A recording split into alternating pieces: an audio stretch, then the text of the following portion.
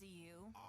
Do you believe purple and gold? Are you ready to hoist the colors? Hoist the colors!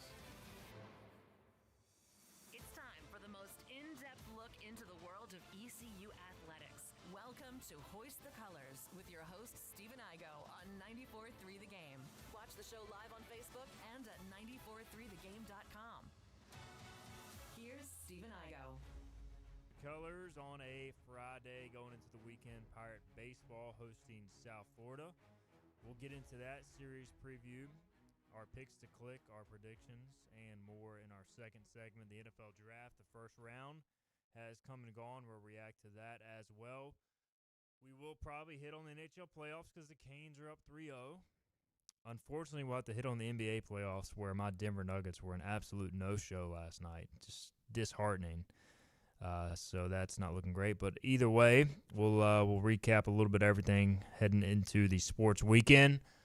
We have in studio a full house. Right next to me is Washington Commanders fan and presented by Sup Dogs, Bobby Harward. Back in studio. Bob, how you doing? You're doing great. That is quite the introduction. But I am still riding the high from last night with the Sunny Style selection. There wasn't much I could have been angry with when the Commanders left last night, except maybe trading up and losing more draft assets or an offensive line. So I'm thrilled with the Styles pick. Going to be a long night of waiting till pick 71 tonight, but excited to dig back into the Pauls. Start the show. Yeah, Pauls. Dig back in to the NFL draft tonight, along with some playoff basketball, MLB, Pirate baseball, multiple TV night tonight. There is a lot going on for sure. So looking forward to my team picking as well. Denver did not have a first-round pick. So I honestly, though, I will say I enjoyed just sitting back and just kind of taking in the draft. And I will give credit to Philip. He kind of said that the draft would move quick, and it actually did for once. So we'll get into that here in a minute.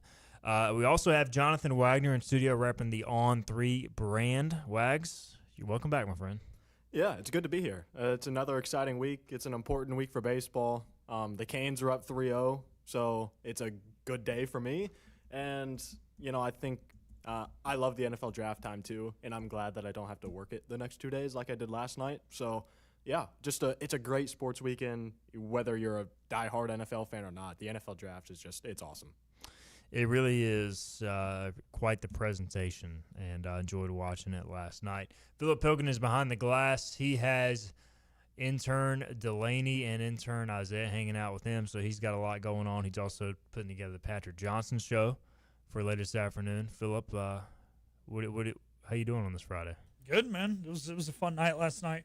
Wish my Bruins could have got a dub, but yeah, man, I had a good time at my annual draft party I go to, and I did feel bad. There was one guy there. It's funny. He's from Wyoming, so he's a Broncos fan. He knew the Broncos were not going to draft, but he's a huge University of Wyoming fan, so he was wearing the jersey of some guy who played for the Bengals, who played at Wyoming, and he was like, I'm excited for the Bengals pick. We're like, dude, they don't have a pick either.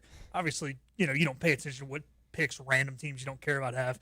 So then when the Bills were on the board, he rips off this Bengals jersey, and he's got a Josh Allen jersey on it, and the Bills traded down 3 times and never picked. This poor guy wore a Broncos hat, a Bengals jersey, and a Bills jersey, and never got to see any of the team's picks. So I'm sorry, Eli, if you're listening, that you didn't get to see any of your team's pick.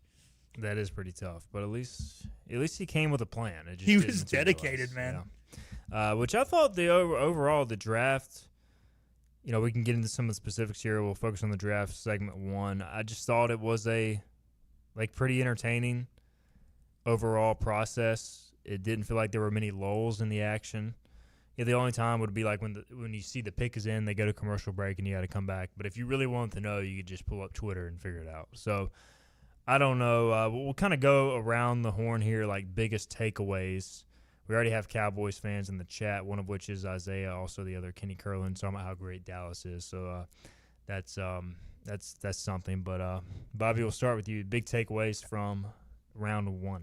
Well, you mentioned it already, the speed of the draft. That was huge. I was concerned commercials were going to fill those extra 2 minutes per pick, but I was asleep by like midnight last night, which does not happen on draft night 1.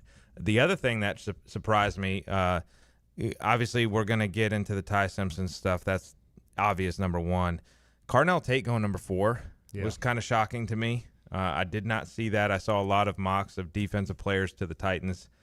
And then there was quite a bit of trade action going on in the back half of the draft too, which kept it entertaining. As I mentioned yesterday, I do fill out a full mock the whole first round. And I had a few instances where I had the correct guy selected to the team, but not necessarily the correct spot. For example, Malachi Lawrence, I had him going to Dallas, but at their original spot 20, not their trade back spot, of 23. What about you, Wags? Any big takeaways?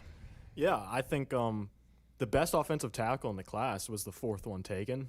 Detroit took Blake Miller from Clemson, and I think he's offensive tackle 1, if you ask me. So him and Penei Sewell on the line is just crazy. So the Lions feels like they're reloading again. But yeah, I mean, like Bobby said, Ty Simpson is the big one, and we'll get into that. But yeah, the pace was noticeable within the first 5 picks. I think it was the first 5 picks before we went to commercial, and it was just moving. And then I'm like, wow, the pace is crazy. And then you went to the commercial, and for me, I have to be on Twitter, just working the draft, so I had to be spoiled by it. So there was a time where Twitter was about 10 minutes ahead of the broadcast in terms of picks being announced, but it moved along. I felt like the pace, it was tough to keep up with for a lot of time. So it was a nice change of pace. I really liked the change. So just a fun night. Philip, I have a question for you. I've called it every year. They go to a commercial break right before the Panthers pick. Does that irritate you or no? I mean, it's kind of annoying, but as long as you stay off Twitter, they come back, they still announce the pick the same as everybody. I guess maybe they do it every 6-7 picks, and we always happen to draft either about 6th, 12th, or 18th. So I think it's just how it goes. It is what it is. I mean, so you don't think it's intentional based upon the team? No, you think it's more the spot? I mean, they're never going to do it right in front of the Packers, the Cowboys, or the Steelers. I mean, we know that, right? Those are the national fan bases. But if you're the Panthers, you're the Jaguars, you're the Texans, the Titans, the Chargers, you stand a better chance. But hey, you know what? Nobody outside of Charlotte, North Carolina gives a rat's booty about the Panthers. So if you don't like it, like a team with a bigger fan base. Any big takeaways for you, Philip? Other than our video volume being all over the place and me having to work on that. I mean, obviously, like you said, the pace, the Ty Simpson thing, going kind of building off Wags' point with where, he thought talent-wise on the tackles. I thought a lot of teams truthfully went fit even within the position that they were taking as opposed to best available, right? We saw it especially with the edge rushers. I thought Reese would have probably been talent-wise oh my goodness, and as Isaiah says, tell Bobby and Wags that the Redskins suck, as he flashes that in front of my face. Sorry. Reese probably should have been the second defensive, box defensive guy off the board, but teams kind of stuck with their gut and stuck with their guy based off how he fits, and that felt more like second, third, fourth round approach to the first round of the draft. But it is about building a roster and building a roster with continuity and building a roster that you feel fits together, and that doesn't always mean taking the best player. I'm not necessarily saying he 100% was the best. I mean, everybody's got their own draft board, but it seemed like it happened at the receiver position. It happened at the offensive line position. It happened at the edge rusher position. So that's what made this draft so intriguing. You really did not know when guys were going to get picked. And I think that speaks to the lack of top-tier talent in this draft as well. I mean, we mentioned it yesterday. A lot of these high-profile positions just weren't dudes, like standouts, and next year's draft's loaded, so it may go back to the norm, but it did make it intriguing for sure. A couple takeaways for me. If you are a Samoan offensive lineman, you have a good chance of going very early in the draft. Those dudes were monsters, and obviously they go super early and end up 3 in the first 14. Also, Ohio State, 4 picks in the first 11, which we knew that they would be, but just seeing it unfold, you're like, man, Ohio State was freaking loaded. Also, I thought there was a scenario where the New York Jets could have really screwed up having 3 first-round picks. I know they ended up trading back for the third one, or trading into the first round for the third one, but the questionable move of going with Sadiq, the tight end, at 16 overall was kind of made up for when they when they drafted Cooper from Indiana, the receiver, at 30. So James Giglio, he's not on the show today, but I think he actually went to bed happy for once, which is like the second time ever as a Jets fan he's been able to lay down at night. He did say good pick with the last pick. After I told him and Joe, that I hated them for taking the guy I wanted when they didn't need a tight end. But, hey, at least he went to bed happy. I think for the Jets, if you look at it, I think Sadiq at 16 is a little bit of a stretch just because I think he's a player that still has a lot of room to grow. So I think it's risky. But I think if you look at it the other way, they got their guy early and then say they took Omar Cooper at 16 and then Sadiq at 29 or wherever they were, I think it looks a lot better on the surface to me. So, but either way, I think they need weapons, young weapons. So I like the haul they came away with, even if I didn't necessarily like the order in which they were picked.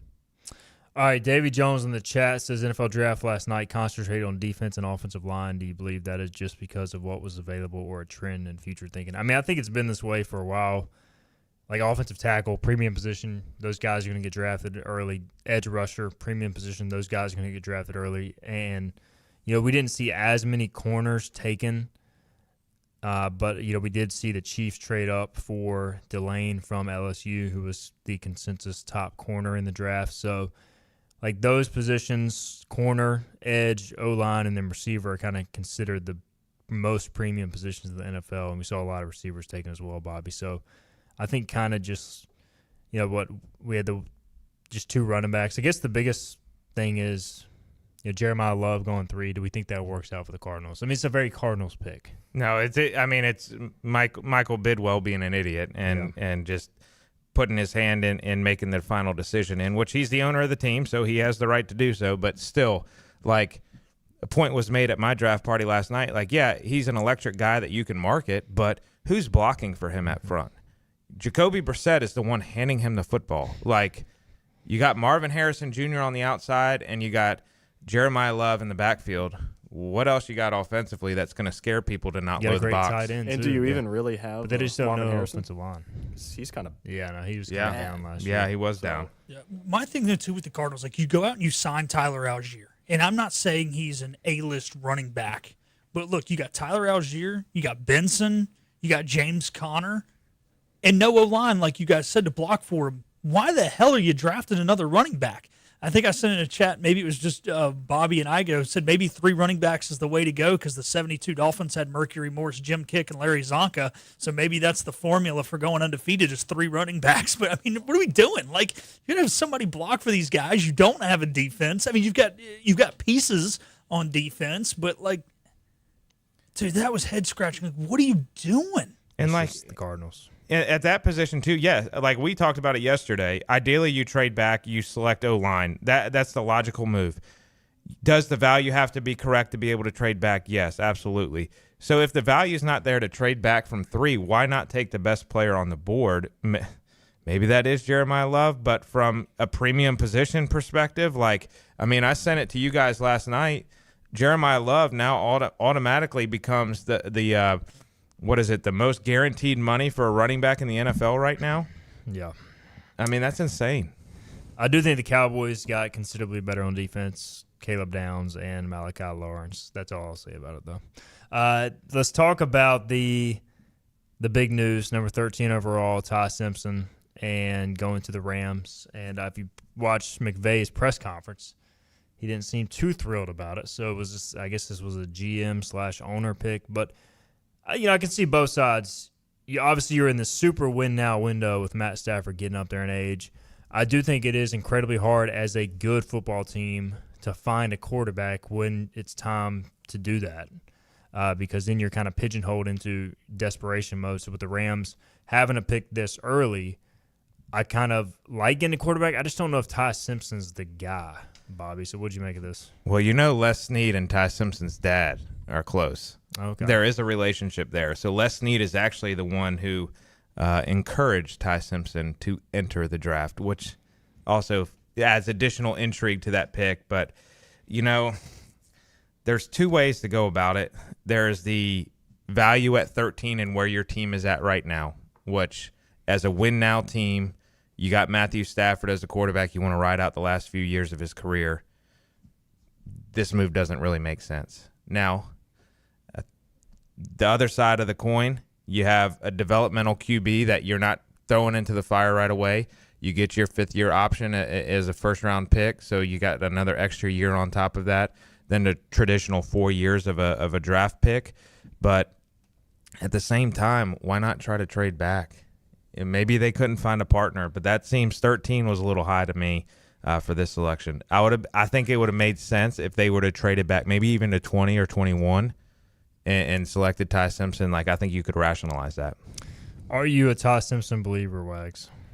Current day, no, but I do think he has the tools to become that guy, which is why I like the fit in LA a lot, because I think Stafford probably has, definitely 1, probably 2 years left. Who knows, maybe more, but I like the fit because it doesn't force Simpson to go play a while, and doesn't work out to where he sits on the bench for a couple years and then turns into a star right away.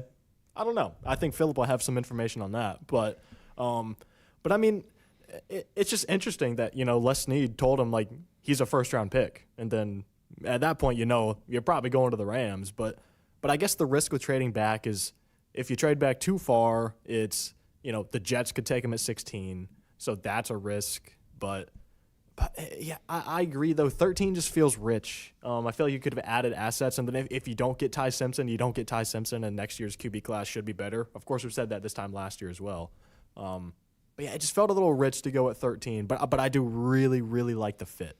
Yeah, I think it's one of those things where next year's quarterback class is better. You had Garoppolo last year. You could probably bring him in as a backup again and just wait another year. The tough thing, now, the one thing I will say, they did have 2 first-round picks. So it wasn't their only first-round pick. This is one they got in a trade from Atlanta. The big thing that I want to see is it's a lot of guys, when they get drafted they either start right away. We know that's not happening. Or the team feels like they only can sit them for 1 year. And then they've got to bring the guy in. And maybe they whittled the other quarterback out too quickly. Stafford's coming off arguably the best year of his career. So I really hope they do not whittle Stafford out of this thing after just 1 year. And my advice to the Los Angeles Rams is I have 7 names here of guys who sat 2 or more years behind guys who were either started in a Super Bowl or went on to start in a Super Bowl, which is only in one case. And these guys all became really good quarterbacks. So we kind of got 2 asterisks on the first 2, but Tom Brady sat 1 year and then was supposed to sit all of his second year, but Bledsoe got injured. Obviously, we know how that turned out. Roger Staubach sat 2 years behind Craig Morton. Now, he had been out of football for 5 years because he had to serve time in the Navy, so that is a little different. They were trying to whittle him back. Here's the next guys. Phillip Rivers, 2 years behind Drew Brees. Ken Stabler, 3 years behind Darryl LaMonica. Aaron Rodgers, 3 years behind Brett Favre. Jordan Love, 3 years behind Aaron Rodgers. Steve Young started at the beginning of his career in Tampa, was traded to San Francisco to be the successor to Joe Montana, sat for 4 years behind Joe Montana at San Francisco. So you can sit a guy more than 1 year, continue to have success with your previous quarterback, and then go on to have success in his time after he learns for a while. Good research, my friend. Well done, Philip Bokeness. Thank you. And there could be more. I just was like Googling dudes who I knew sat a significant amount of time. So there may be more. Well, the cool thing about it, if this thing pans out for them, nobody's going to blink twice at it. You think about the San Francisco 49ers a few years ago. Nobody talks about them trading up to take Trey Lance, who was a bust, because they drafted Brock Purdy in the 7th round, and he panned out. So if it ends up working, obviously all is forgiven. Somebody did ask who the next quarterback off the board will be. Man, this is not a good quarterback. Sid the Sloth?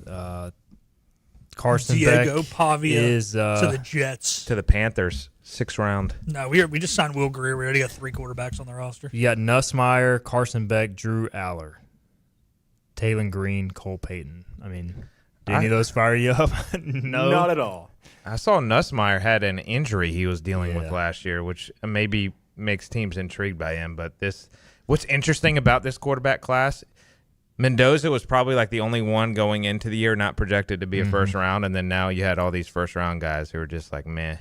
Yeah. So on his show yesterday, Patrick said that the Jets should go with Pavia. He's pushing for it. So I texted James Giglio and Joe Sampson. Giglio, obviously, on this show came on and said that if they drafted Ty Simpson, he would find a new team. He said if they draft Pavia, that he will quit watching football forever. And Joe said that if they draft Pavia, he is going to go to MetLife Stadium in the parking lot, cover himself in 89 premium gas and light a match. All right. I kind of hope the Jets draft Diego Pavia now. Davy Jones says, can't believe y'all are questioning Sean McVay's choice of Ty Simpson. Watch his press conference, Davy Jones. He's seemingly He wasn't questioned. happy. It wasn't Sean McVay's choice. Yeah. So, all right. We got to get a break in. We'll come back. ECU baseball hosting South Florida this weekend. We'll tell you about the ramifications of that series, what to expect, and more after this. You know what the problem is with standard belts? Usually you have to choose between too tight or the opposite, too loose. But with Anson Belt and Buckle, you don't have to choose. We got rid of the holes and instead have a track system designed for micro-adjustability. That way you can enjoy a perfect fit every time. Anson Belt and Buckle. Find your perfect fit today.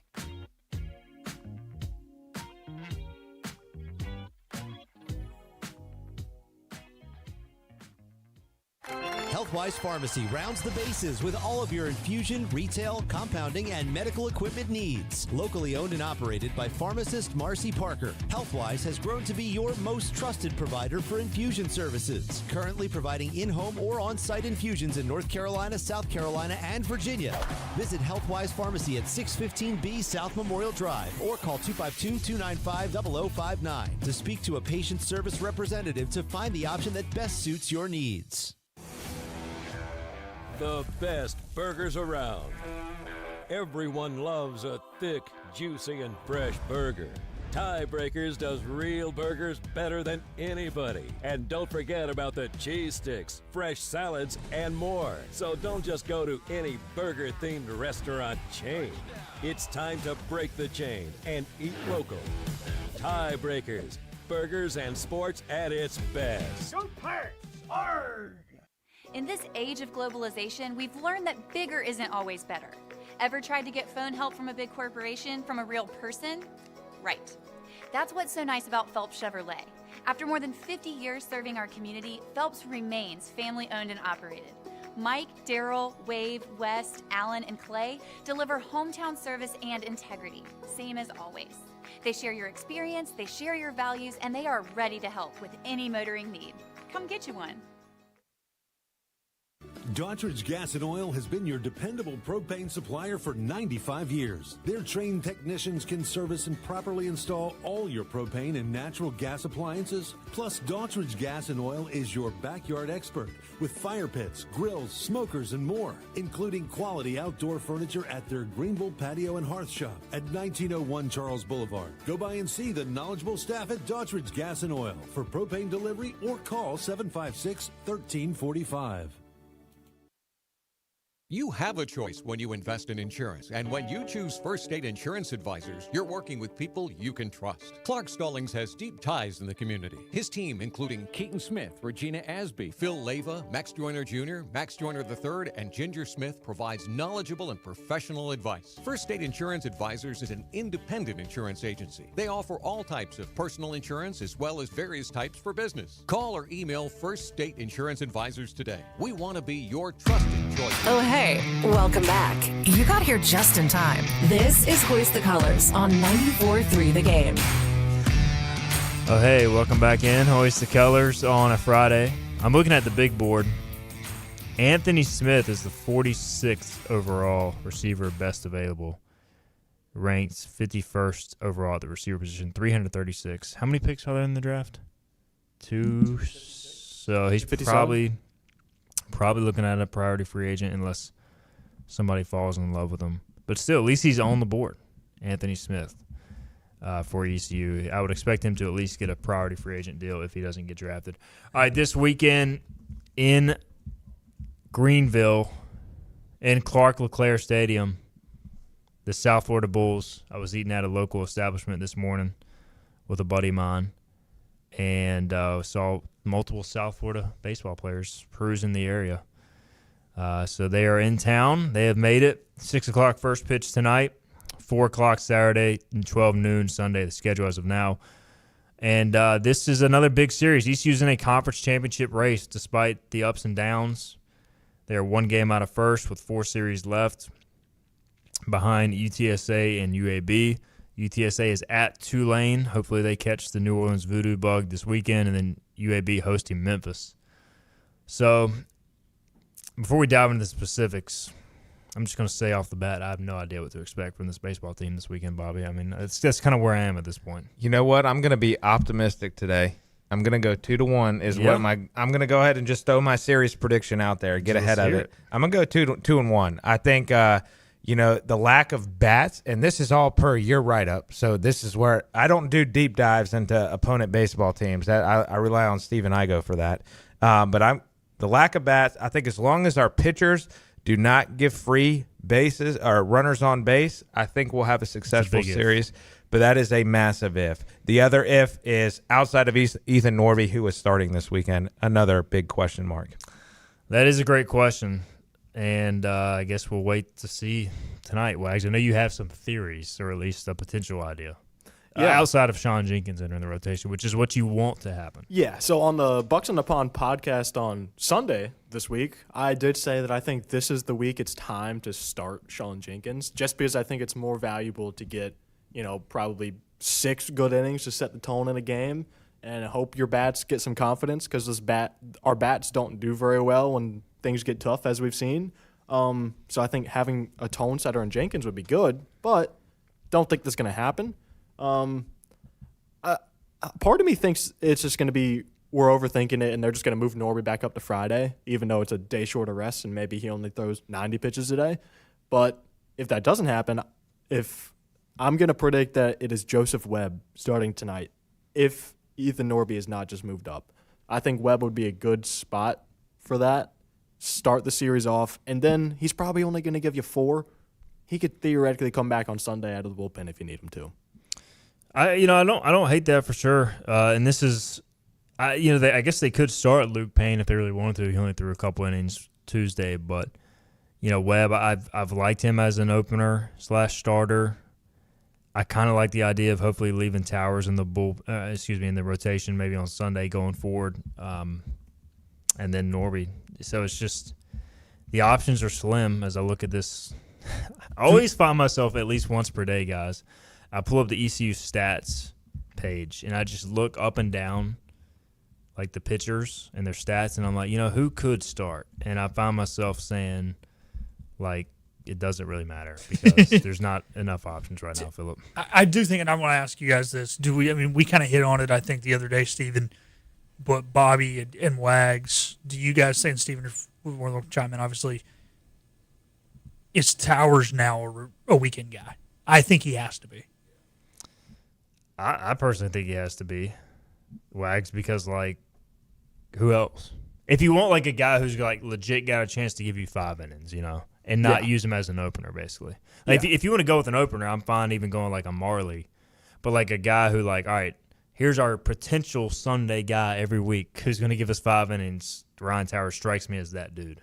Yeah, I think if it's not Webb or Norby tonight, I think it's going to be Towers. I agree. I think he has to be. You have to have 3 – at this time of the year, you have to prioritize weekends, which is why I want Jenkins in the rotation to begin with.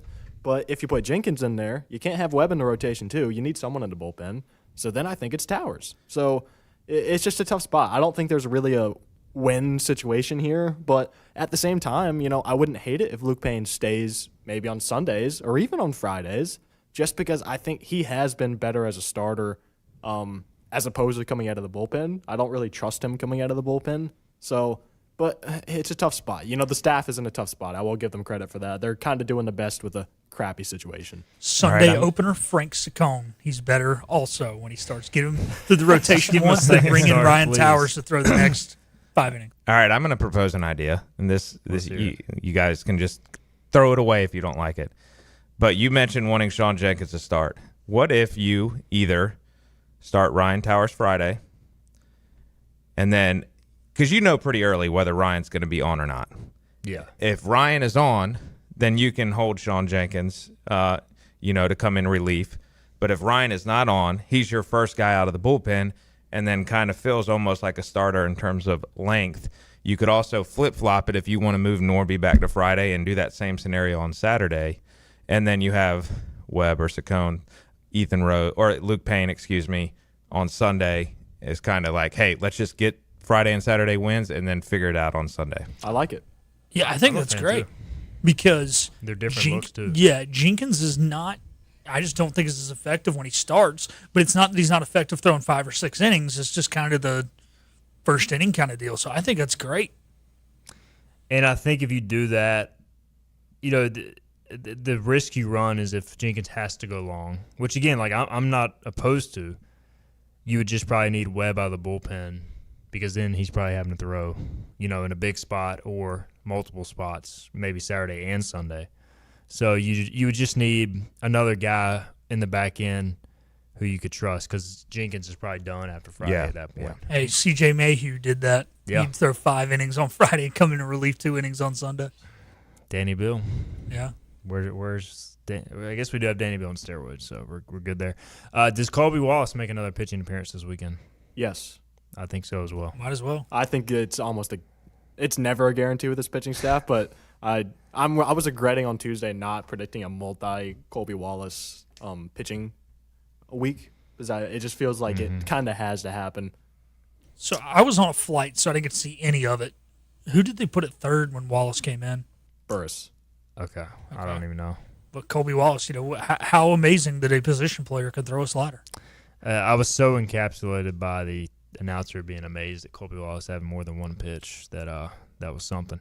All right, South Florida this weekend. If you think ECU hits few home runs, they've hit 38 as a team. South Florida has hit 18 home runs as a team, gentlemen. Now, neither of these teams strike out. ECU strikes out 5 times a game. South Florida strikes out 5 times a game. That's a very low number in today's baseball. So you're going to see a lot of balls in play this weekend. They do steal a lot more bases than ECU. 71 bases stolen and 90 attempts on the year. We need Walker Barron behind the plate this weekend, Wags, based on what I've seen from Kalinich with the running game. So I like Kalinich's bat. Don't like his defense as much.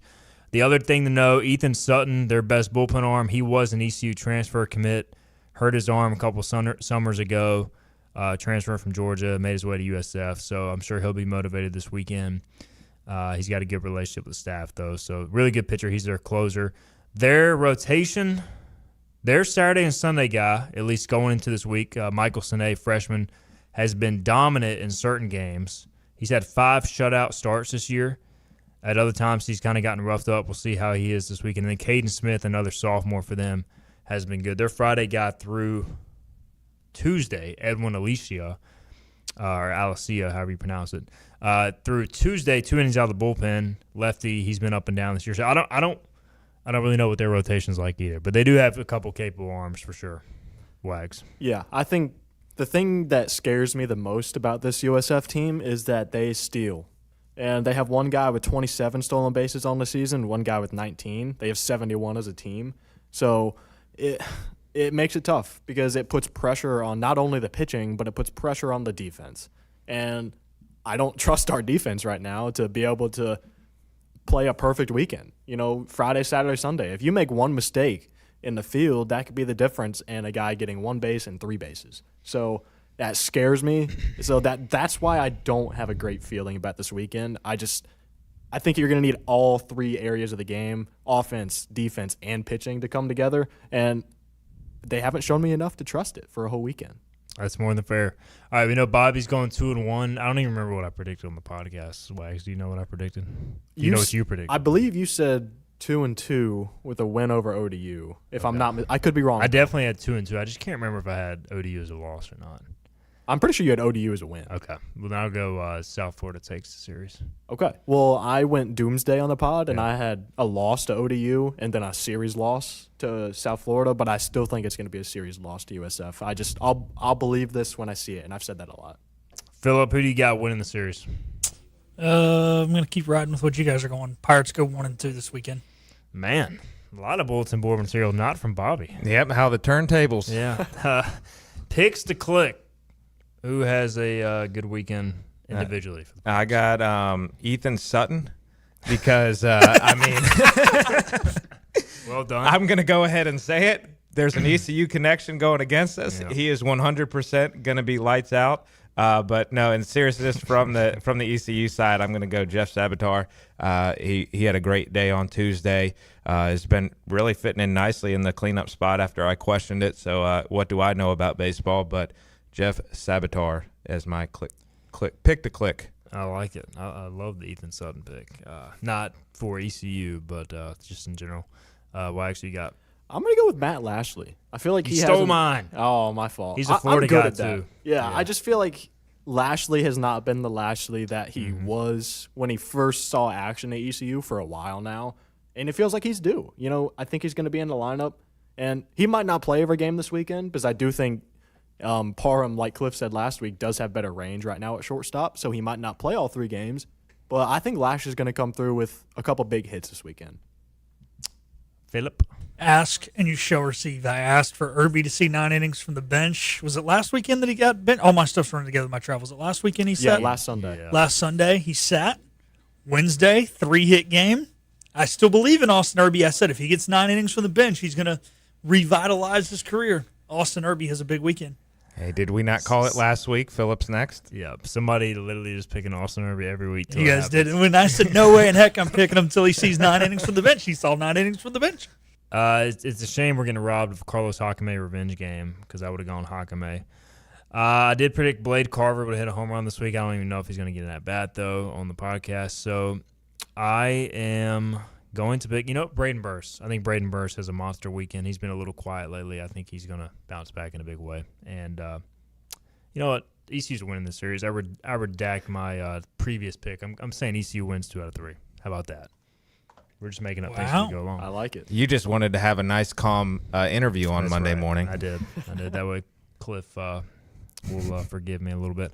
All right, we'll get a break in. We'll come back. We'll talk some NHL, NBA playoffs as well. We got some comments, too, I may need to circle back to. This is Hoist the Colors on a Friday.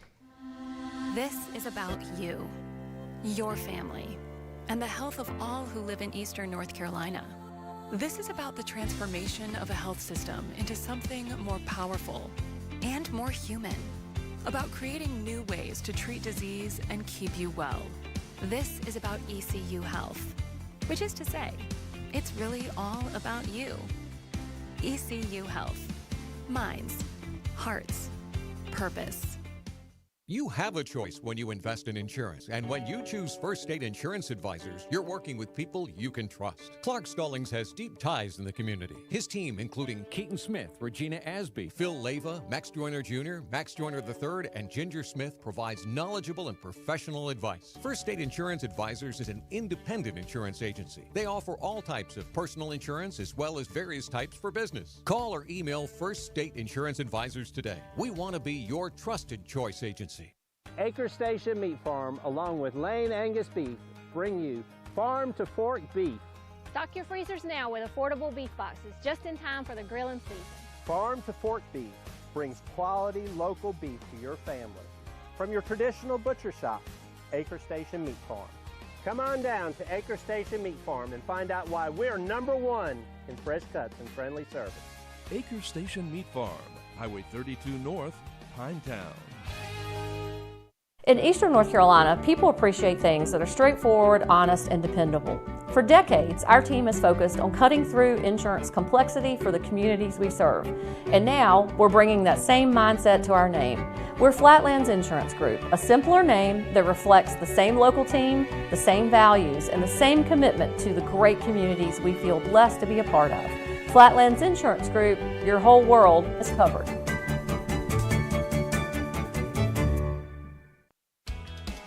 Make every day electric on the Kawasaki Electro 20 electric balance bike. Maximize the fun with long run times, impressive top speed, and Kawasaki build quality. Easy adjustability and smooth handling make everyday riding more enjoyable. And the standard MTB type tires provide off-pavement capability. The Kawasaki Electro 20 is the electric balance bike that's built to rip.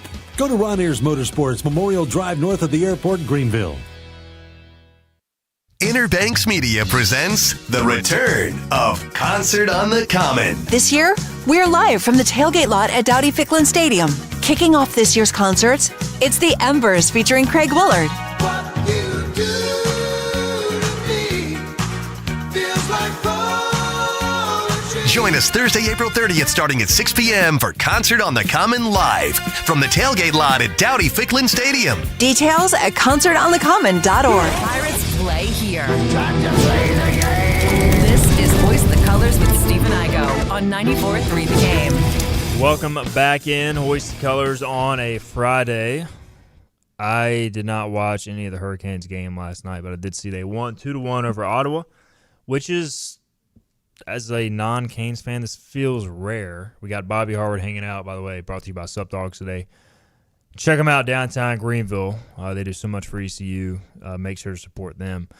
Jonathan Widener in studio as well. Brought to you by Own 3 Sports. Doing big things today. And we also got Philip Pilkington and interns hanging out as well. All right, so I always feel like Carolina, they win these first 2 home games and they go on the road and they lay a stinker wag. So to win 2-1, what does this say that there's anything different maybe about this year's team? Yeah, I think the most encouraging thing to me is that Ottawa's style of play is a lot tougher. And, we're used to playing New Jersey, first round, and the Islanders and that kind of stuff. And the Canes just match up so well, so it's not only suffocating, but it's dominating. But Ottawa, with their style of play, it's kind of both teams aren't really given much. So for the Canes to out-physical Ottawa through 3 games, I think, and I think that kind of is the difference in the series is, Ottawa's physical. They've been physical themselves, but they probably weren't expecting the Canes to come out and be hitting the crap out of them like they have been. So, and that's something we don't usually see. A lot of people say, the Canes teams have been soft when it matters. They don't stand up for teammates and that kind of stuff. That's not true this year. So that's the biggest difference to me. Do I 100% think that the Canes are going to sweep? Not 100%. I feel pretty good, but, it's Freddie Anderson has been the difference, man. And I wasn't expecting that. Logan Stankoven has scored the first goal in all 3 games. He's been kind of silenced the doubts of a second-line center. So everything seems to just be coming together right now. So we'll see how it goes in future rounds. But either way, very encouraging start. Probably the most encouraging start in recent years to me in our first round. I was going to ask you, obviously Bussy was great early in the season, kind of faded a little down the stretch. Are you a believer that this Freddie Anderson, what he's been doing, is going to last for a whole playoff run? I think it can last if the Canes start being intentional about giving him rest. And I think you can look at it on the surface and say, okay, Freddie's been so good. He just had 2 days off between games, and they're probably going to sweep. Worst case, they win it in 5. So who cares if you just ride them through every game in the series? But to me, that's exactly why you have to start Brandon Bussy on Game 4 tomorrow. And you got to think, too, it's a 7:30 start last night on Thursday night, and then it's a 3 o'clock start on Saturday, which is stupid, by the way, after 2 days off between games. But, yeah, I think the key is going to be not only keeping him sharp, but keeping him rested. So giving Bussy a game, even if that means Freddie goes a full week between starts, between the end of this series and the start of the next one, I think you have to do that because Freddie was not good in the regular season. He looked better than his numbers showed in the second half of the season. But if you want to win, I think it's going to be with Freddie because Bussy was very unreliable. And Freddie, it's just something about him, just the veteran presence he is. And, last year he was probably the best goalie in the playoffs through 2 rounds. And then he just fell off. The defense was hurt, so he was getting just ambushed by Florida. So that was a big part of it too. But if you can keep playing the way you are, physical, suffocating, and you give Bussy a start per round, maybe 2 if it works out, I'm all for it. Y'all have tickets to Game 5, right? So we do, and I've already been charged by Ticketmaster and by ParkWiz for our tickets and parking pass. So we will see how that goes if the Canes win tomorrow, because I have a feeling Ticketmaster will not be easy to deal with. I have a feeling that means the script is written and it's coming back to Raleigh.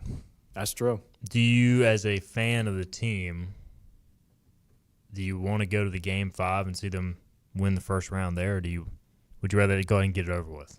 It's a little bit of both. Yeah. I guess it's a win-win in some cases. Selfishly, and maybe this shows how much of a diehard I am, but selfishly, I want them to just go ahead and win it. Yeah. I don't care. And you've been to playoff games before. Yeah, I've been to playoff games, and then the way I look at it is if I don't spend money on Game 5 in round 1, then I can spend that money on Game 1 in round 2 or Game 2 in round 2, and then I have more money to spend when I go on a run.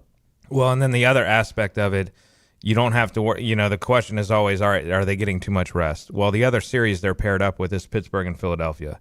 Philadelphia is about to sweep Pittsburgh. It looks like maybe goes to 5 as well, but that won't be much of a difference because both teams are going to be resting, waiting for the round 2. So who scares you? I mean, I know the Lightning are the one team in the East that scare you the most. Is there a second team in the Eastern Conference that you are at least a little bit worried about having to face, if not for the Lightning? Which, by the way, that series 1-1 going to Montreal tonight for Game 3. Yeah, I think the winner of that series, Tampa Bay and Montreal, probably scares me the most. The Canes had a couple stinkers against Montreal this season. Just didn't look great against them all the time, but Montreal's good.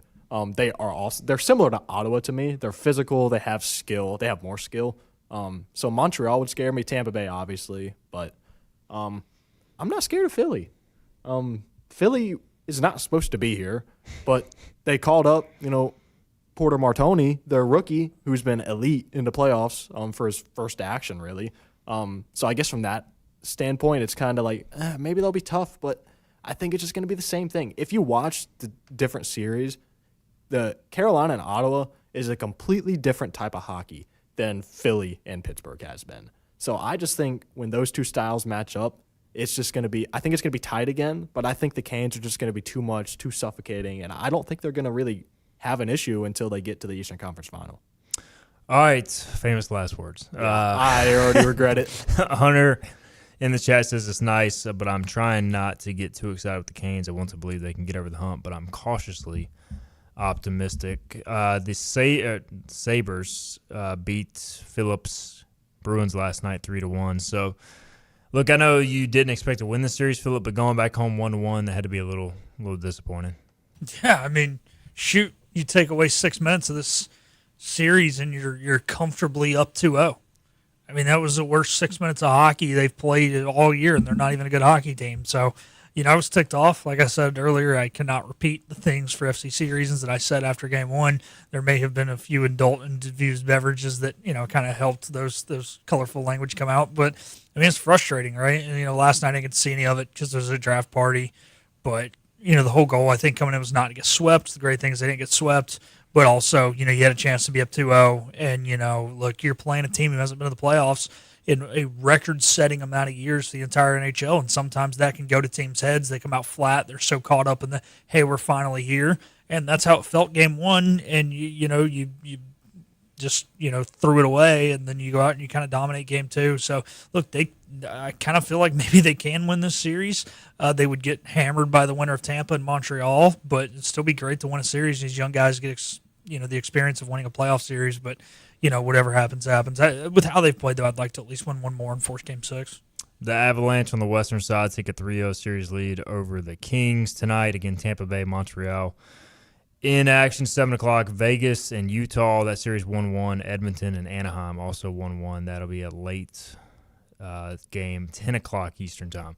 Let's get a break in. We'll come back. We'll close MLB, check in, also NBA playoffs as well. Anything else you want to hit on heading into the weekend? This is Hoist the Colors. Get ready to bring on the savings at Greenville Toyota with major deals on brand new Toyotas like a Camry, $229 a month, or RAV4, $279 a month. Now's your turn to save at Greenville Toyota. In Eastern North Carolina, hard work matters, and it always has.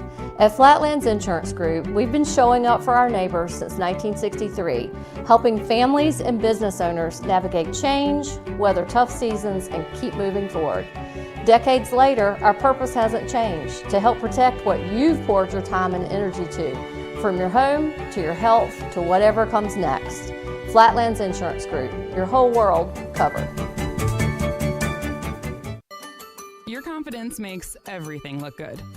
You see the world in vivid color, not black and white. Swing through your neighborhood Fantastic Sam's Cut in Color and let our experienced stylists take you from everyday to extraordinary. Fantastic Sam's hair salons are locally owned and operated. Our full-service salons are conveniently located in Goldsboro, Kinston, Greenville, Newbern, Jacksonville, and Calabash. Stop in today at Fantastic Sam's, where the possibilities are endless. At National Finance, we're all about hometown support, just like ECU football. National Finance helps us win on and off the field. They've got your back when you need it most. Fast, easy personal loans for life's big plays. And just like us, they're committed to Eastern North Carolina. National Finance, proud supporters of ECU athletics. Visit nfcmoney.com for loans as fast as today. Your future is full of possibilities, and Pitt Community College can help you explore every option. You can earn a degree, learn a trade, transfer to a university, or launch a new career. We offer the support you need to succeed with flexible schedules, affordable tuition, and programs designed for the real world. Your path, your future, your college. Pitt Community College. Register now. Bring on the savings with new Toyotas from $159 a month at Greenville Toyota. Get huge discounts like Corolla's $159 a month or Tacoma's $249 a month. Save today at Greenville Toyota, where our volume saves you money. Visit Larry's Steakhouse for a tender, hand-cut certified Angus ribeye. Other entrees include perfectly seasoned pork chops, chicken, or seafood favorites like shrimp, tuna, and salmon. Complement your meal with Larry's fresh 20-plus item salad bar, or enjoy it as an all-you-can-eat entree. Daily rotating favorites include meatloaf, chicken pastry, hamburger steak, spaghetti, pork chops, and more, all complemented with your favorite country sides. Whether it's for lunch, dinner, or our Sunday brunch, remember to support and eat local. Larry's Steakhouse. Remember, get the podcast of the show on the IBX Media app or where you get your podcasts. Got it. You don't have to tell me twice. I remember it exactly. Steve Igo and Hoist the Colors on 94.3 The Game. Final few minutes of the show. Appreciate Sub Dogs again, their support of the program today, bringing us Bobby Harward and Jonathan Wagner from On 3 Sports, also the Bucks on the Pond podcast, former Hoist the Colors intern as well a lifetime ago. And then Philip Pilkington behind the scenes and also behind the glass and commenting. And let's start with NBA, gentlemen. Just a disgusting performance by my Denver Nuggets last night. They get called out. Jaden McDaniels says after game 2, he's going at every Nuggets player because they're terrible defenders. How did they respond? With they actually played decent defense, but they scored 11 points in the first quarter, which is their lowest total of the year, and they got absolutely housed. So I'm very discouraged. Last year they did lose to the Clippers in Game 3 on the road by like 30. Fell down 2-1, came back to win the series, but the Timberwolves are not the Clippers. So don't really know where they go from here without Aaron Gordon. It appears he's going to probably miss Game 4 as well. He's kind of their heart and soul. They call him Mr. Nugget in Denver for a reason. Jokic has been bad. Rudy Gobert somehow is being like prime Rudy Gobert, shutting him down. So we'll see. Also last night you did have the Hawks. You asked us, Bobby. I that was kind of a hint when I asked. I thought they'd give them some heat. I thought the Hawks had no shot. Like I thought they might win one game. They're up 2-1. The Raptors are now down 2-1 after a big home win. So I do feel like these NBA playoffs have been somewhat entertaining for the first round, Bob. I was going to say that because normally the first round is like 4 games, 5 games max, and they're really not any competitive games. They're 20, 30-point blowouts. But this first round has been fun. I've enjoyed tuning it on. Even random games have been enjoying watching them. Last night I was slipping between the draft and Hawks-Knicks. I never thought that would be happening. Which, by the way, how much of a pain is it to go back and forth between like the ESPN app and Prime and all that? If you just talk to your wife and she lets you get a second TV, you don't have to worry about that. This is true. You do, but still, we've got to figure out this thing like that you can't jump game. I mean, you should be able to jump during commercial breaks. Like, quit putting this crap on streaming services. Your Celtics going to bounce back tonight? Yeah, I think so. I hope they learn from their mistakes. When you're the best defensive team in the league, you do not need to be double-teaming Tyrese Maxey. I mean, come on. Like, yeah, he's a solid player, but this is not freaking, prime Michael Jordan here. You're the best defensive team in the league. You allow 106 points a game. Just play straight-up defense, play your suffocating brand, and you'll be fine. If you didn't know, Wags is a Spurs fan, and Wembanyama not expected to play tonight. I was looking at the potential line for this game, Wags. How you feeling as that goes 1-1 to Portland and 10:30 tip-off? You going to be staying up? Well, that'll probably be around when I'm getting home. So, I'll probably stay up for it. But yeah, I'm a Spurs fan. My dad grew up a Spurs fan, so that's kind of where it came from. But I'm not feeling great. just given how the first Our two games Nuggets-Spurs looked. series may not happen. on Yeah, either side. but I do think it helps. Last game you lost game 2 and you lost Wemby during it. So I think having to adjust on the fly to not having your best player or generational player is tough. But I do think Luke Cornett played well, and I do think that they'll be able to adjust going into a full game knowing they will not have Wemby. So I expect the Spurs to win tonight, take a 2-1 lead. But I'm also far from an NBA expert. All right, final minute here of the show. All our MLB teams are under 500. The Nationals, Mariners, Red Sox just can't get out of their own way. Not that the Mariners and Nats are much better. At least the O's are close to 500, Bobby. Well, I was going to say, one of those was kind of expected. The others have been a bit of a surprise, especially Boston. But, yeah, big series against Phillips Red Sox this weekend. Would love to get back over 500. The bats have been inconsistent. I've said it before. I don't know what's more frustrating, watching the Orioles offense or the Pirate offense. Both are the same. But to me, I'm looking to Saturday's matchup, Trevor Rogers versus Crochet. So that should be a fun one. I just know that all of y'all's teams, if they gave out participation trophies, would actually deserve one. My team doesn't even look like they want to participate. Well, the good news is there's still like 140 games left, so it's still time to turn around. That's what I keep reminding myself every time the Mariners lose a game they shouldn't. Gentlemen, we got to get out of here. Appreciate y'all. Well done. Bobby, Jonathan, Philip, intern Isaiah, intern Delaney, everybody. Round of applause. And the Cowboys will not win the Super Bowl. I'm sorry, Isaiah. All right, we got to get out of here. We'll be back Monday to recap ECU, USF, talk with Cliff Godwin, and more. I got to quit talking. See y'all later. Get a recap of this show at 943thegame.com and on your IBX Media app, on Twitter, Facebook, or anywhere you get your podcasts. Tune in weekdays at noon to get your ECU sports fix with Stephen Igo and a